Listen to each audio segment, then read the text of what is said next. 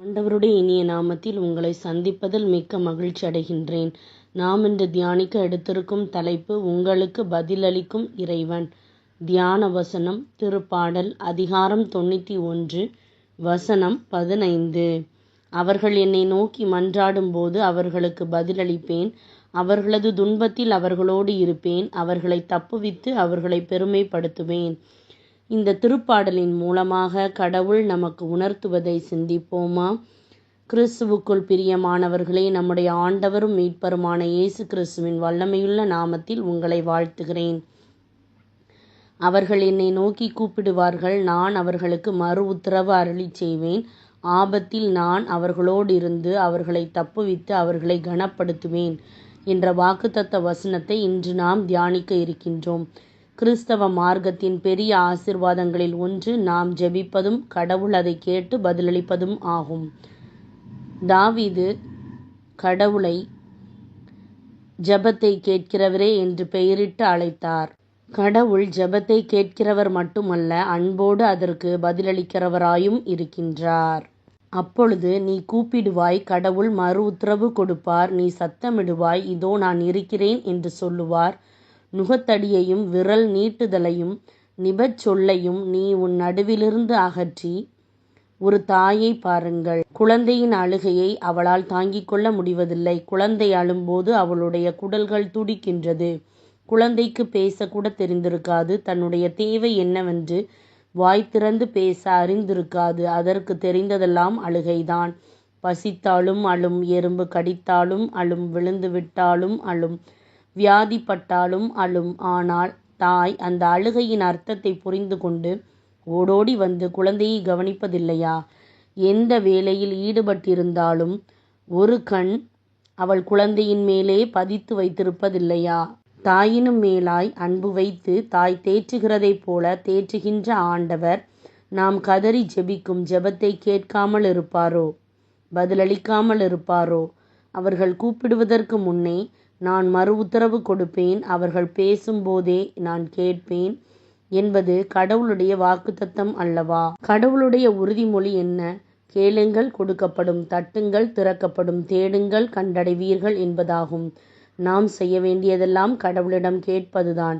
சிறிய காரியமானாலும் பெரிய காரியமானாலும் கடவுளிடத்தில் கேட்க நாம் கடமைப்பட்டிருக்கின்றோம். கேட்கிற எவனும் பெற்றுக்கொள்கின்றான் என்பது வேத நியமனம்.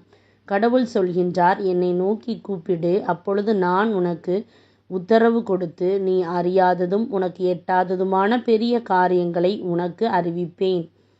அவர்கள் என் நாமத்தை தொழுது கொள்வார்கள். நான் அவர்கள் விண்ணப்பத்தை கேட்பேன். இது என் மக்களென்று நான் சொல்லுவேன். கடவுள் என் தேவன் என்று அவர்கள் சொல்வார்கள்.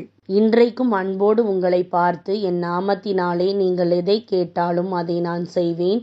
நீங்கள் என்னிலும் என் வார்த்தை உங்களிலும் நிலைத்திருந்தால் நீங்கள் கேட்டுக்கொள்வதெதுவோ அது உங்களுக்கு செய்யப்படும் என்று வாக்களிக்கின்றார். பிரியமானவர்களே, கடவுளை நோக்கி கூப்பிடுங்கள்.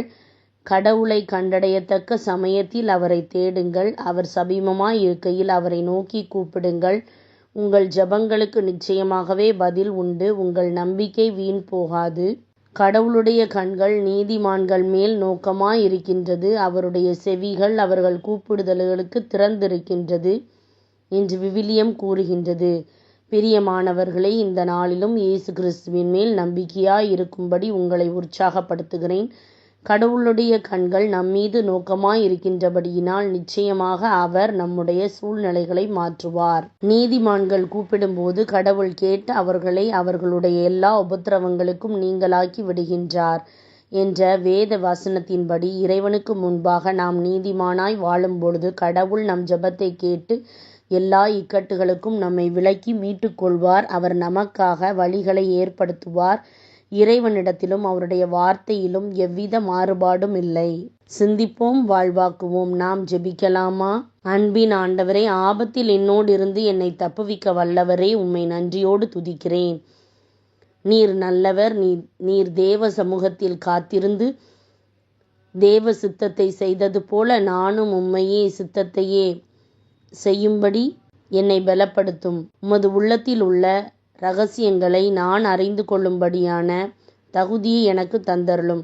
நீதியுள்ள வாழ்க்கையை நான் வாழும்படி என்னை வழிநடத்தும். உம்மை கண்டடையும்படியான இருதய வாஞ்சையை ஒவ்வொரு நாளும் எனக்கு தாரும்.